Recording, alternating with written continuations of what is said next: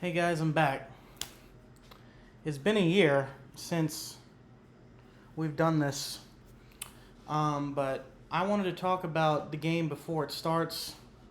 Um, I feel like, everybody's giving their predictions and stuff, and I'm like, I don't know how to gauge this team because last year, I don't even know if y'all remember or not, but last year I had the hopium. I was smoking that shit like it was my job. I was smoking the hope. I was like addicted to the pregame West Virginia, like, oh, we're going to be so good, and oh, we got JT Daniels, and all this and that, and all the skill positions, and this is going to be the year we have a turnaround. And then we start off and we lose the heartbreaker to Pitt, and then we lose to fucking Kansas, and then we lose to Texas and get annihilated. And, I'm still kind of stunned that Neal Brown didn't get fired, but Shane Lyons did get fired. There's got to be more to that story. Like, I don't, because Shane Lyons hired Neal Brown, and then Neal Brown stays and Lyons is cut. Something weird is going on at that university. Between that and the whole freaking why they're cutting all the damn programs, I don't know. But that has nothing to do with the athletic department because athletics makes their own money. But anyway, and then I just watched the primetime Dion in Colorado. They just walked into TCU and won a huge game over there in the shootout. And let me tell you, first of all, Travis Hunter is the real deal. Okay, that kid played the entire game basically. I don't know if he had 2 picks. I know he had 1. He might have had 2. And then he had 100 yards receiving, a couple touchdowns. Like, the dude did it all. And then there's that other kid, number 3, that was really good. And then, Deion's son, who was the quarterback, is really good too. And then I just see shit like that. And I'm like, this is his first game at Colorado. He brought in all the transfers, brought in all his guys, right? Lincoln Riley did it at USC too. Brought in all his transfers, all his guys, brought them in that first year, competitive, right? The first game Deion Sanders ever coached for Colorado, it's one game. Colorado last year was abysmal. They were lucky that they won one game. And they had some of the widest margins of defeat you've ever seen in a Power 5 football team, ever. And then this year, in one game, that if this Colorado team played last year's Colorado team, they win by 100. Right? And then meanwhile, in Morgantown, we're stuck with fucking Neal Brown. Right? And let me tell you something. In order for me to be satisfied and not calling for the man's job again for the 3rd year in a row, because I thought we should have fired him after year 3 when we were mediocre, he has to do one of 2 things. Actually, he has to do one thing, and he needs to do, he absolutely has to beat Pitt. I don't give a damn. We have to beat Pitt. I don't give a shit what the talent difference is. We have to beat Pittsburgh at home. I don't give a fuck what anybody says. We have to beat Pitt at home. There is no excuse. If we don't beat Pitt at home, he needs to be fired the next day. Because I can't take another 6-6 season losing in the fucking Belk Bowl. Okay? Because we're not doing that again. Because the longer we sit in mediocrity, the more our program brand recognition and recruiting is going to go downhill. We could become the next Nebraska, where it's like, oh wow, they were once great program, which we might already be there at this point, right? Oh, they were a once great team that they were once a powerhouse, and now they're just a mediocre shell of the former selves, and the only thing that's the same about the team is the name and the stadium they play in. That's what we could become.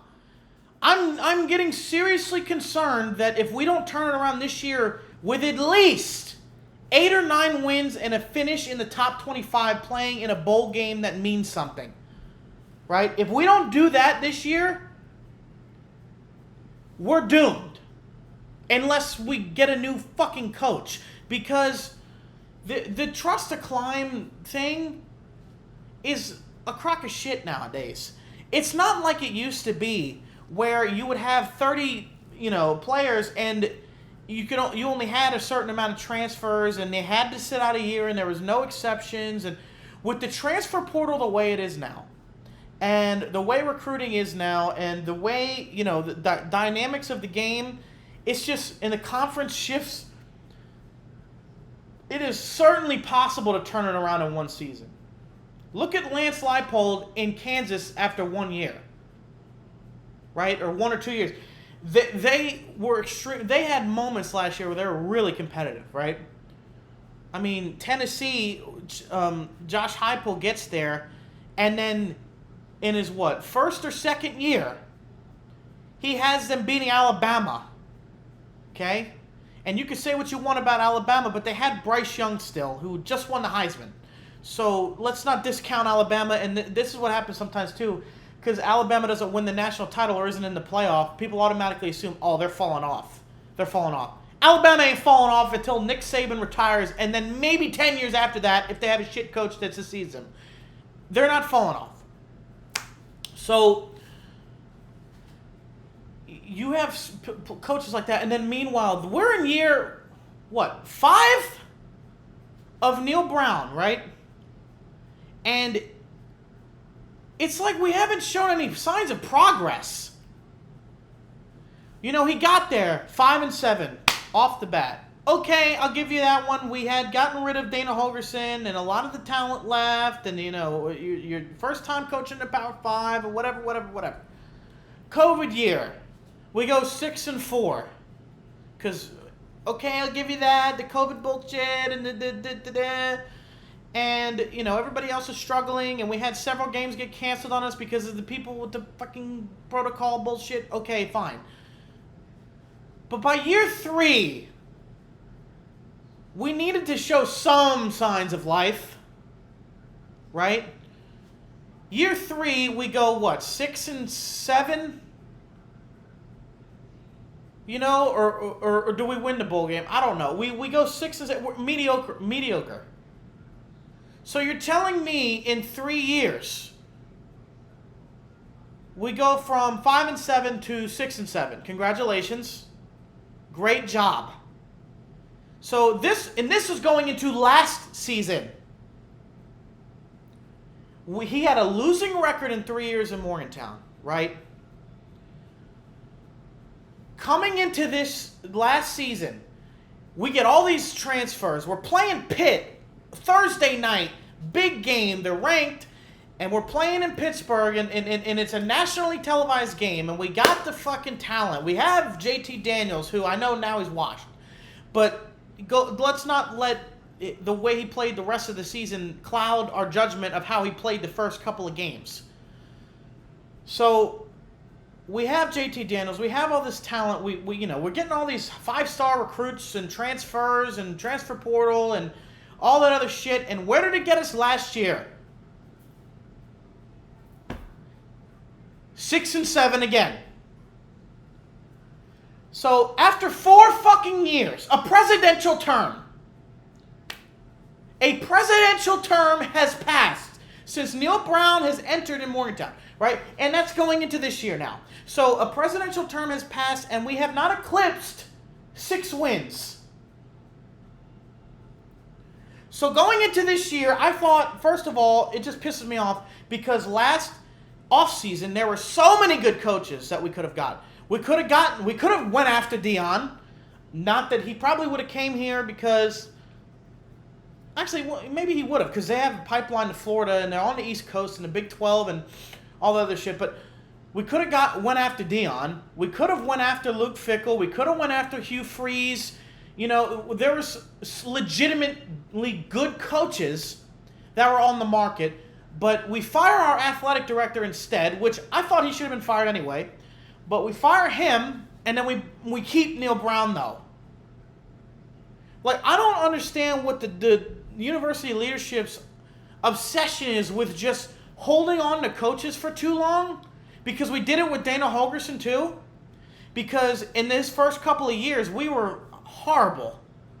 We were like right off of the goddamn Patrick Stewart era. You know, we had that first year with Geno Smith, and then we went 7-6, and then we went 4-8 with Paul Millard, and then we had like after that I would have been like okay, but then we had a good year with I think we had Clint Trickett that year, and then we did okay, and then we had Skylar Howard the next couple of years. We had our moments, but you know after 10 years it was like we weren't getting anywhere. We were stuck, and then we hired Neal Brown, and now it's like we've actually taken a step backwards. Because at least with Dana Holgorsen, we were ranked in the top 25 fairly consistently. He might not have been able to win big games, but damn it, we were ranked pretty fairly often. And we would win games. We might not be able to play fucking defense, but we would win games. And we were in a position. We were in a position where it's like, oh, one year. All it takes is 1 year and we can make a run, right? We were in that position. But now, with Neal Brown, the way he's like dismantled this whole franchise to trust the climb, it feels like we're backwards. Like we've taken a step down, and now we're a tier below where we were with Holgorsen. Right? And let me tell you something. As much as I love this damn team, I am look, I'll tweet about the damn, Mountaineers by 2 touchdowns meme, which is surfaced since the whole, pregame, we're going to beat Penn State by 2 touchdowns prediction. Right? But let me tell you something. I don't expect us to go into Penn State and win on a night game, week 1. Especially, they're ranked 6th. I think that, let's just be honest here. Preseason rankings don't mean anything anyway. Because I think until week 4, you have no idea what the fuck the teams look like. Look at Florida last year. They beat Utah on the road. They jumped from not ranked to 13th, and then they lost. So, and they were mediocre all year. So, preseason rankings don't really mean that much. As far as Penn State, let's not act like Penn State isn't talented, though. And the whole Mountaineer by 2 touchdown meme, it's a meme. So, tonight, I'm going to be watching extremely skeptically. Cautiously, expect the worst, hope for the best, cautiously optimistic, okay? If we go in there and we lose by 31-24, or like a 38-30, or you know what I mean, like a 25-22, some shit like that, I'll accept that for now. Right? But if we lose close game, right, then that would put even more pressure. We obviously have to beat Duquesne. And if we don't beat fucking Duquesne, then he needs to instantly be fired and give a fuck. Okay? Right? But even if we lose to Penn State,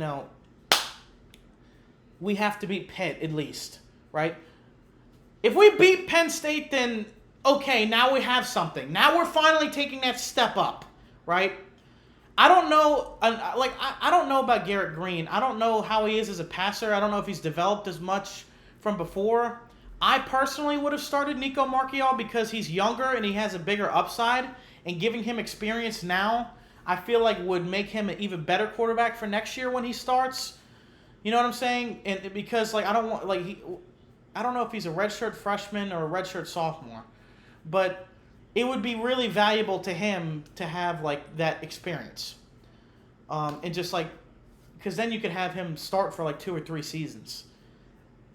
You know what I'm saying? And then that would be because when you have that quarterback come back and that continuity, that's how you really build momentum with a program, because you have that rock at the core, when what the hell was his name? The quarterback for Alabama way back in the day.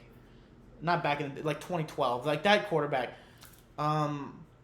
Josh McCarron. So when you have a rock in the middle, that helps with the continuity moving forward. But anyway, so if we beat Penn State on the road, that's a huge win. And now it's okay, now I see the vision. If we can beat Penn State on the road, I see the vision now. Right? I see what the climb bullshit is all about. I see what you're doing. We're finally taking that next step as a program. We're finally moving on up, and we're moving back to at least where we were before, where we would actually be competitive against good teams, right? But if we get blown the fuck out tonight, the seat needs to be ignited. Not necessarily fire him, because obviously you're playing in Happy Valley on a night game. But if we get blown the fuck out 56-10, or, 63-7, or something absurd like that, or 35-0, you know what I mean? Something like ridiculous. If that happens, yeah, we're in big fucking trouble, okay? All the trust to climb shit, all the fucking whatever, it's just one game, it's just one game. No, it's not just one game. Week 1 is probably the most important fucking week you got. Unless you're late season, I need to win to get in the conference championship or the playoff type of game. But short of that, week 1 is important because it sets the tone for the rest of the damn season. If you don't play well and win, like look what happened last year. We should have beaten Pitt. I don't give a shit what anybody says. We were winning that game with 5 minutes left, 4th and inches on the 50-yard line, and he punted it, and we ended up losing that game. Had we gone for it, get the first down, we likely score at least a field goal on that drive because they couldn't stop Donaldson. So, look what happened last year. We lose to Pitt on the road, right? And then we lose to Kansas at home right after we beat Towson, which big fucking deal. So we lose, and then we already are like 1-2, but 0-2 because Towson don't count. So you're 0-2, and then we go to Texas on the road, and we're 0-3. So or I don't even know what the fuck happened after that, to be honest with you. But I know we went and lost to Texas after going. Yeah, I think we were 1-3 after that, and I don't know how he didn't get fired. But if we get blown the fuck out tonight, and it's not even close, if it's a competitive game and we lose, I'm fine with that for now. But if it's a blowout, then we got some fucking issues. And if we do get blown out, and we go in there, and even if we beat Duquesne by 100, because that don't count, right? And if we lose to Duquesne, oh my God, blow up the whole fucking coaching staff office, because holy shit. If we lose to Duquesne, they need to all be fired. But they won't lose to Duquesne, so nobody's going to get blown the fuck up. But, so, you have that. If we lose to Pitt then, after that, I don't give a at some point, you have to, cut your losses. And if we lose, I know I'm being really pessimistic right now. But I'm only doing that because last year I was super optimistic. And look where it got us last year. Another fucking 6-6 mediocre season. So you have so when you're looking at the grand scheme of it, if we lose those first 2 big games, real games, not the cupcake Duquesne game, if you lose those 2 games off the rip, you have to fire Neal Brown. You fucking have to. Because at what point is there a performance evaluation? Last year the excuse was the buyout was too high. Now the buyout has dropped significantly. I think it's dropped by $4 million or something? Because last year, I believe the buyout was $18 million, and they didn't want to pay it. Now I think it's 12. I don't know. I don't know the numbers off the top of my head, but I know that the buyout went down significantly this year. Because Shane Lyons extended him for some god unknown reason. But if you lose the first 2 games of this season, you fucking have to fire Neal Brown. That's it. You have to let him go and at least put in somebody that can fucking coach the football team and try and salvage the season. Because 0-2, you're overreacting. It's only 2 losses. We're still 1-2. But that's not the point. It's not just about the 2 fucking losses at that point. It's about the Pitt loss, the fucking how we haven't beaten Texas Tech. It's about the fucking every other game that we've lost that we should have won. It's about the lack of good coaching decisions. It's about the lack of having any fucking semblance of consistency on offense or defense from year to year. It's about the fucking lack of putting it all together on the field, because you can recruit out your ass, but if you can't put it together on the football field, it don't mean dick. Okay? So if we go out there, lay an egg against Penn State, and then we fucking lay an egg against Pitt, well, you have to fire Neal Brown at that. You fucking have to. Like, what world, because it's not just, again, it's not just about this year anymore. This has been culminating for 5 years. This is year 5 of a fucking rebuild, when the last year the previous coach was there, we had 10 fucking wins, and we were in a Citrus Bowl. Okay? We were ranked number 6th in the country in Will Greer's last senior season when Dana Holgerson was here. Okay? We were ranked, and we were a couple of bullshit fucking plays away from possibly being in the Big 12 championship game. Right? So, we were on that high. We were getting Joel Klatt talking about us being the 2 best teams left out of the top 4 on fucking his podcast. Don't forget when Dana Holgerson was here, we were number 6th in the country at one point, right? The year after he leaves, the cupboard didn't get stripped that much. Not that many people left. So we got here with Neal Brown, and this is now 5 years we've been here. This is year fucking 5. Have we been ranked in the top 25? Tell me, please. No. Have we even beaten the top 25 team that finished in the top 25 at the end of the season? No, we didn't. The only top 25 team I could think of that we beat off the top of my fucking head is Virginia Tech. And that was, I think that was 2022. And that don't even count because Virginia Tech ended up going, 5-7, 4-8, and the coach left or got fired. So, we haven't done, if you look at it as other than the whole Trust Climb and the recruiting classes he's brought in, he hasn't done anything in 5 years.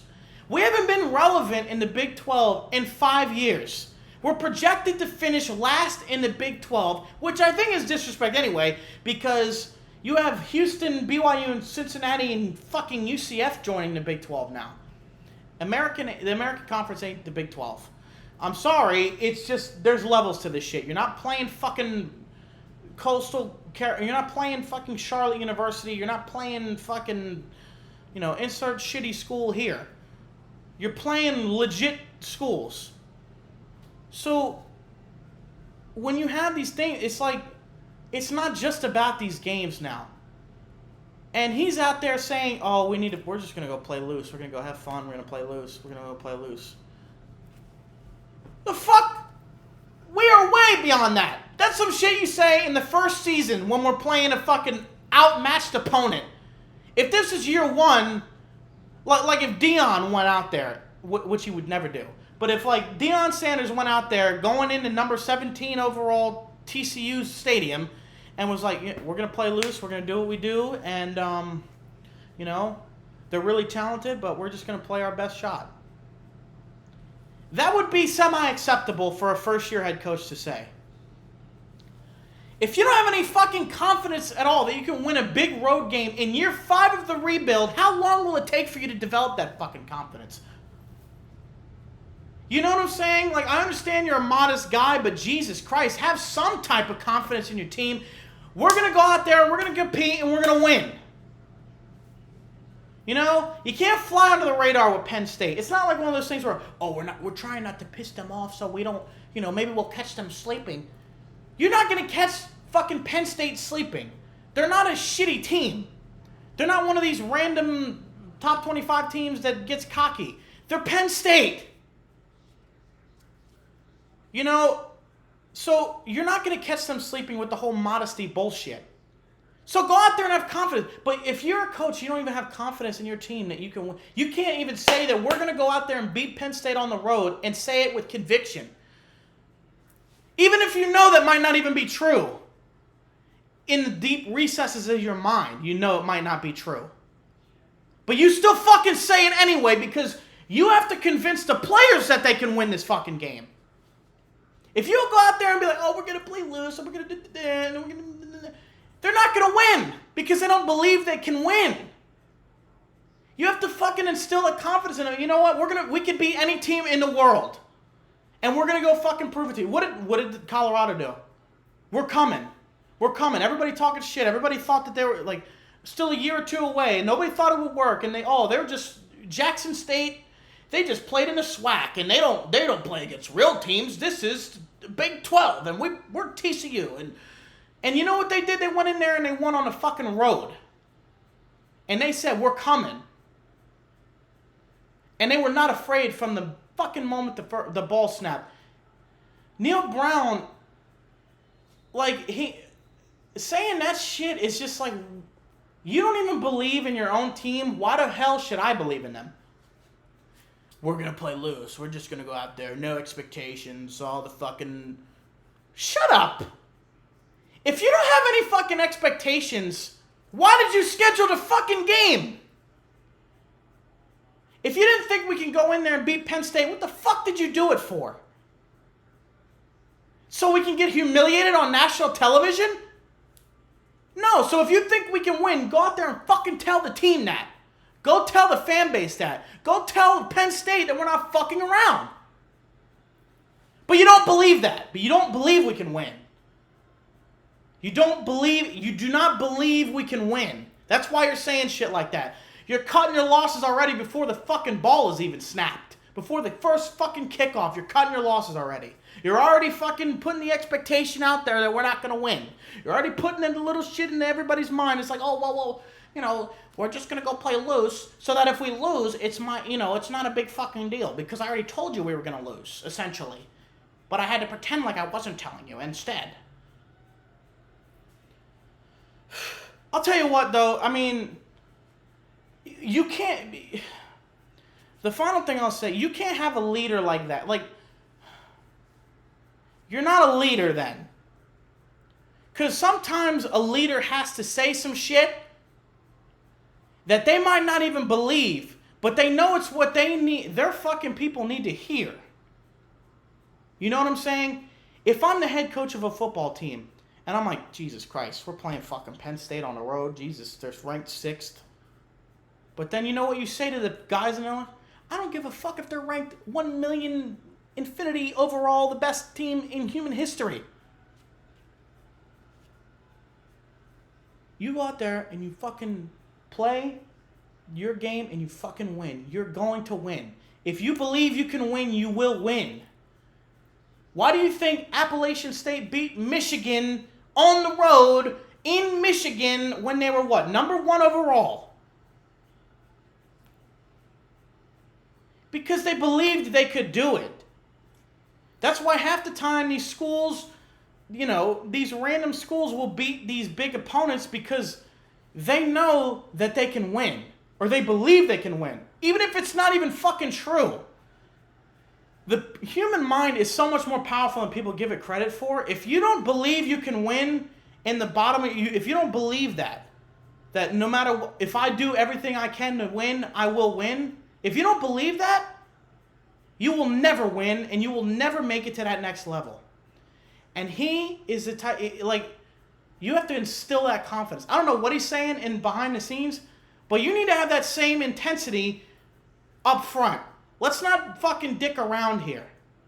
Let's go win the goddamn football game. And I'll tell you what, though, even after everything negative I've said, I want Neal Brown to go out there and prove me the fuck wrong. I want us to go out there and blow out fucking Penn State. How likely is that to happen? Probably not. But nothing would make me more happy than to witness that shit. And for me to get back on here tonight, after the game, and tell y'all that I was wrong. I want that. I want to be wrong. I want to be wrong. So go prove me wrong. Please. Please prove me wrong. Please. I'm sick of the fucking The disrespect, I'm sick of us being shit. I'm sick of us being the fucking doormat. I'm sick of us being disrespected. Because we have, like, people don't even know who Pat White is anymore. Like, that's how long ago our glory days are getting at this point. Right? People forget that Will Grier had us, top fucking 10. The people have a short memory. We haven't done anything in 5 years. We need to do something. We need to do it now. We have to beat Penn State. Or at least be competitive. Actually, fuck that. Enough. We need to beat Penn State, the end. Fuck the rest of everything I said before about us being a close game. Fuck that. We need to win this game today. Because in year 5 of a rebuild, when you have a historic program like West Virginia, this is year fucking 5. We have the talent. We have talent. That's not the problem. We need to put it together on the field and win a fucking football game. We need to win tonight. If we don't win tonight, I'm not saying fire him after a loss tonight because that's absurd. Okay, I'll give him the benefit of the doubt there. Okay, we lost Penn State, whatever. But I'm saying we need to win tonight to prove that we're moving in the right direction as a program. Because nothing would send that message more than winning against a top 10 opponent on the road. That puts you on the fucking map instantly, and I guarantee you if we beat Penn State on the road, we're ranked the next week. Guarantee it. Guarantee. If we beat Penn State on the road, we are ranked.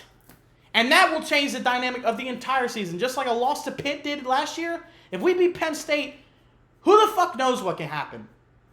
But that's all I got to say. I've already babbled on enough. Let's go fucking Mountaineers.